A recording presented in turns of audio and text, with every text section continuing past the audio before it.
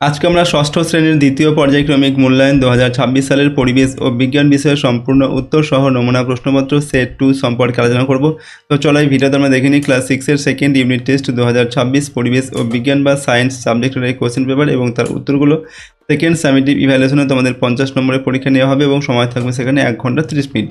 ওকে, এই প্রশ্নদের PDF file আমাদের অ্যাপের মধ্যে দেওয়া রয়েছে, অ্যাপের লিঙ্ক ডেসক্রিপশন বক্সে দেওয়া আছে।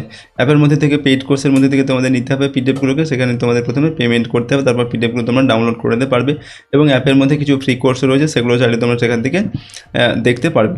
ওকে, তো দেখো এখানে প্রথমে 1 নম্বর দাগে বলা হচ্ছে সঠিক উত্তরটি বেছে নিয়ে লেখো 1 × 12 = 12। একের 1 নম্বর দাগে গড় সৌর দিনকে 24 দিয়ে ভাগ করলে পাওয়া যায় 1 ঘন্টা 1 সেকেন্ড 1 মিনিট না কোনোটি নয়। তো গড় সৌর দিনকে 24 দিয়ে ভাগ করলে 1 ঘন্টা পাওয়া যায়। পিমিস হলো এক প্রকার পারলিক শিলা, আগ্নেয় শিলা, পরিবর্তিত শিলা কোনোটি নয়। তো পিমিস হচ্ছে এক প্রকার আগ্নেয় শিলা। বলের এসআই একক হচ্ছে ডাইন, বার, নিউটন না পাস্কাল। তো বলের এসআই একক হচ্ছে নিউটন। এরপর হচ্ছে স্টেনলেস স্টিল যে দুটি ধাতু মিশিয়ে তৈরি করা হয় সেগুলি হলো লোহা কোবাল্ট, লোহা বক্সাইট, লোহা নিকেল, লোহা ক্রোমিয়াম। তো স্টেনলেস স্টিল তৈরি করা হয় লোহা আর ক্রোমিয়াম মিশিয়ে। একটি স্পর্শহীন বল হলো ভর, ওজন, আয়তন না চাপ। তো একটি স্পর্শহীন বল হচ্ছে ওজন। এরপর কনুই বা হাঁটুতে রয়েছে বল ও সকেট সন্ধি, হিঞ্জ সন্ধি, ফিভার সন্ধি না স্যাডেল সন্ধি। তো কনুই বা হাঁটুতে রয়েছে হিঞ্জ সন্ধি। জীবাশ্ম পাওয়া যায় আগ্নেয় শিলায়, পাললিক শিলায়, ব্যাসল্ট শিলায় না পরফাইরি শিলায়। নেক্সট হচ্ছে এটার উত্তর যেটা জীবাশ্ম পাওয়া যায় উত্তর লিখবে আগ্নেয় শিলায়। তারপর দেখো অ্যালুমিনিয়ামের একটি আকরিক হলো ম্যাগনেটাইট, ডলোমাইট, বক্সাইট না ক্যালামাইন। তো অ্যালুমিনিয়ামের একটি আকরিক হচ্ছে বক্সাইট। নিচের কোনটি সংকর ধাতু? লোহা, তামা, অ্যালুমিনিয়াম না পিতল। তো নিচের সংকর ধাতু হচ্ছে পিতল, এটা হচ্ছে সংকর ধাতু। তারপর দেখো মানুষের হাত তৃতীয় শ্রেণীর লিভার, দ্বিতীয় শ্রেণীর লিভার, প্রথম শ্রেণীর লিভার কোনোটি নয়। তো মানুষের হাত হচ্ছে তৃতীয় শ্রেণীর লিভার। পৃথিবীতে সকল শক্তির উৎস হলো উদ্ভিদ, খাদ্য, সূর্য, চাঁদ। তো পৃথিবীতে সকল শক্তির উৎস হচ্ছে সূর্য। উদ্ভিদ নিজের দেহে নিজে খাদ্য উৎপাদন করে বলে উদ্ভিদকে বলে খাদক, উৎপাদক, পরিবর্তক না বিয়োজক। তো উদ্ভিদ নিজের দেহে খাদ্য নিজে তৈরি করে বলে উদ্ভিদকে বলা হয় উৎপাদক। এরপর 2 নম্বর দাগে সংক্ষিপ্ত উত্তর দাও যে কোনো 10টি 1 × 10 = 12। কোন শ্রেণীর লিভারে যান্ত্রিক সুবিধা সর্বদা 1-এর বেশি হয়? দ্বিতীয় শ্রেণীর লিভারে যান্ত্রিক সুবিধা সর্বদা 1-এর বেশি হয়। এসআই পদ্ধতিতে দৈর্ঘ্যের একক কি? এসআই পদ্ধতিতে দৈর্ঘ্যের একক হচ্ছে মিটার। ডাক্তারি থার্মোমিটারে কত থেকে কত উষ্ণতা লেখা থাকে? ডাক্তারি থার্মোমিটারে বর্তমানে ডাক্তারি থার্মোমিটারে 35 ডিগ্রি সেলসিয়াস থেকে 43 ডিগ্রি সেলসিয়াস পর্যন্ত দাগ কাটা থাকে। বক্সাইট কোন ধাতুর আকরিক? বক্সাইট হচ্ছে অ্যালুমিনিয়ামের আকরিক। তরলের আয়তন মাপা হয় কিসের সাহায্যে? তরলের আয়তন মাপা হয় মাপনী চোঙের সাহায্যে। ক্ষেত্রফল বৃদ্ধিতে নির্দিষ্ট পরিমাণ জলের জন্য চাপ কমবে, এটা সত্য না মিথ্যা? এটা হবে সত্য। 10% সূত্রের প্রবক্তা কে? 10% সূত্রের প্রবক্তা হলেন লিন্ডেম্যান। উদ্ভিদের বৃদ্ধি মাপার যন্ত্রের নাম কি?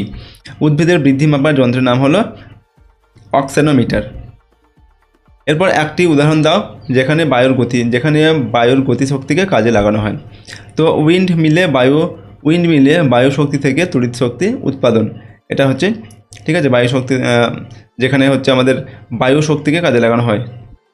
তারপর দেখো মানুষের লালারসে উপস্থিত জীবাণুনাশক রাসায়নিক পদার্থটির নাম ড্যাশ। এখানে শূন্যস্থানে কী হবে না লাইসোজোম। তো মানুষের লালারসে উপস্থিত জীবাণুনাশক যে রাসায়নিক পদার্থ তার নাম হচ্ছে লাইসোজোম। লোহার একটি আকরিকের নাম লেখো। লোহার একটি আকরিকের নাম হেমাটাইট। জীবাশ্ম জ্বালানির একটি উদাহরণ দাও। জীবাশ্ম জ্বালানির উদাহরণ হলো পেট্রোলিয়াম। তারপরে নিচের প্রশ্নগুলির উত্তর দাও যে কোনো 2 × 2 = 4। সব আকরিকে খনিজ কিন্তু সব খনিজ আকরিক নয়, এটা ব্যাখ্যা করে লিখতে হবে। প্রকৃতিতে বিভিন্ন ধাতুর যৌগ শিলাস্তরে বালি, মাটি ইত্যাদির সঙ্গে মিশে থাকে, এদের ধাতুর খনিজ বলে। আবার যেসব ধাতু থেকে ধাতু নিষ্কাশন করা হয় তাদের আকরিক বলে। সুতরাং সব আকরিকই হলো খনিজ। যেহেতু সব খনিজ পদার্থ থেকে ধাতু নিষ্কাশন করা সম্ভব নয়, সেহেতু সমস্ত খনিজ আকরিক নয়। 2 নম্বর হচ্ছে আগ্নেয় শিলা ও পাললিক শিলার পার্থক্য লেখো। তো আগ্নেয় শিলা আর পাললিক শিলার পার্থক্য হচ্ছে 1 নম্বর আগ্নেয় শিলা কঠিন প্রকৃতির, পাললিক শিলা কোমল প্রকৃতির।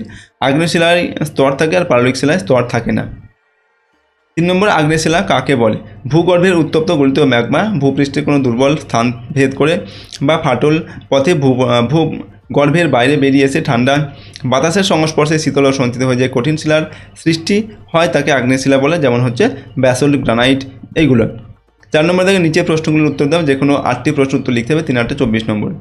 1 নম্বর থেকে জীবাশ্ম জ্বালানির ব্যবহারের একটি অসুবিধা লেখো, তাপবিদ্যুৎ কী? তো জীবাশ্ম জ্বালানির ভাণ্ডার সীমিত, তাই এই জ্বালানি একসময় শেষ হয়ে যাওয়ার সম্ভাবনা রয়েছে। তাপবিদ্যুৎ কী? না সাধারণত প্রাকৃতিক গ্যাস, খনিজ তেল, কয়লা ইত্যাদি পুড়িয়ে যে বিদ্যুৎ উৎপাদন করা হয় তাকে তাপবিদ্যুৎ বলা হয়। প্রাথমিক রাশি ও লব্ধ রাশি কাকে বলে? উভয়ের একটি করে উদাহরণ দাও। প্রাথমিক রাশি কি? যে সমস্ত রাশি অন্য রাশির উপর নির্ভর করে না তাদের প্রাথমিক বা লব্ধ রাশি বলে, যেমন হচ্ছে দৈর্ঘ্য, ভর, সময় প্রভৃতি।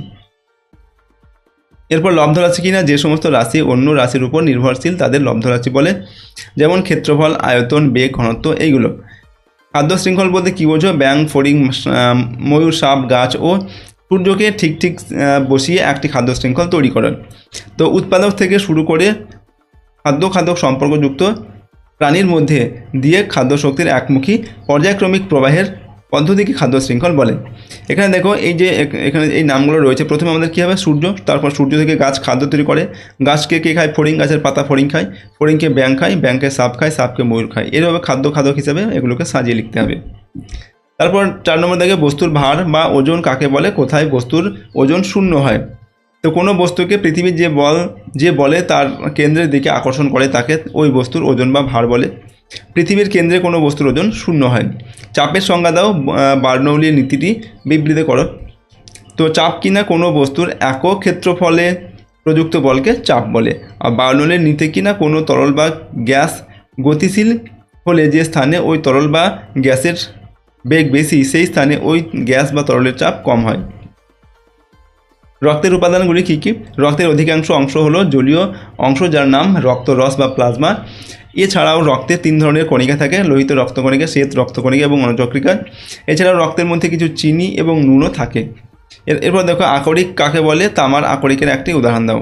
যে সকল খনিজ থেকে লাভজনকভাবে ধাতু বা অধাতুকে সংগ্রহ বা নিষ্কাশন করা যায় সে সকল খনিজকে আকরিক বলে। নেক্সট হচ্ছে তামার আকরিক কী? না তামার একটি আকরিক হলো কপার পাইরাইটিস বা চালকোপাইরাইটিস। পরের প্রশ্ন, সরল যন্ত্র কাকে বলে? একটি উদাহরণ দাও। স্বাভাবিকভাবে কোনো কাজ করতে যতটুকু বল প্রয়োগ করতে হয় তার চেয়ে কম বল প্রয়োগ করে কাজ করার কৌশলকে সরল যন্ত্র বলে। কাঁচি, সাঁড়াশি, হাতুড়ি, শাবল, কপিকল, লিভার ইত্যাদি হলো সরল যন্ত্র। আলোকবর্ষ কাকে বলে? এক আলোকবর্ষ সমান কত কিলোমিটার? আলোকবর্ষ কিনা শূন্যস্থানে আলো 1 বছরের যে দূরত্ব অতিক্রম করে তাকে এক আলোকবর্ষ বলে। এক আলোকবর্ষ সমান 13 লক্ষ কোটি কিলোমিটার। এই প্রশ্নোত্তরের পিডিএফগুলো আমাদের অ্যাপের মধ্যে দেওয়া থাকবে। অ্যাপের লিঙ্ক রয়েছে ডেসক্রিপশন বক্সে বা গুগল প্লে স্টোরে তোমরা অ্যাপটিকে পাবে। অ্যাপটিকে তোমরা ডাউনলোড করে নিয়ে রেজিস্টার করতে হবে, তারপর কিন্তু তার মধ্যে পেইড কোর্সের মধ্যে এর পিডিএফগুলো দেওয়া থাকবে, সেখান থেকে তোমরা নিতে পারবে এবং কিছু ফ্রি কোর্সও রয়েছে সেখানে তোমরা সেগুলো ব্যবহার করতে পারো। তো আজকে আমরা এই ভিডিওটিকে এখানেই শেষ করছি। সম্পূর্ণ ভিডিওটি দেখার জন্য অসংখ্য ধন্যবাদ।